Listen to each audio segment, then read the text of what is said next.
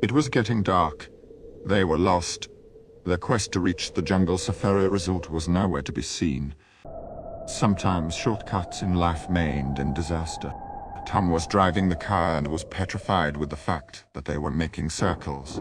There was no end to the road. Suddenly Harry said, "Oh, we're reaching the same point again and again."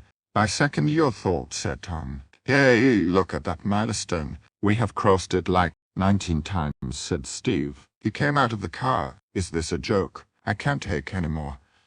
Tom said, "Make some marking on that milestone so that we can recognize it later."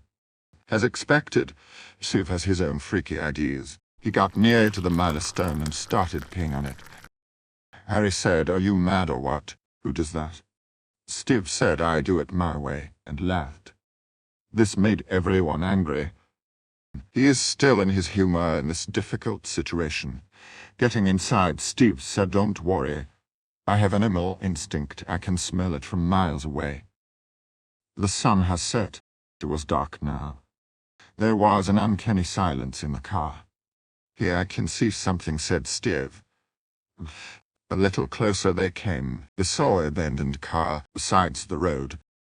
Steve said, "Let me see if there's someone inside." Tom said, "Okay." As their car stopped nearby and Steve came out, he could hardly see who was inside. Steve walked towards the car and took the glass panel. "Hello there. Can you help us? We are lost." The guy inside the abandoned car was looking straight into Steve's eyes. "Can you hear me? Are you okay, mister?"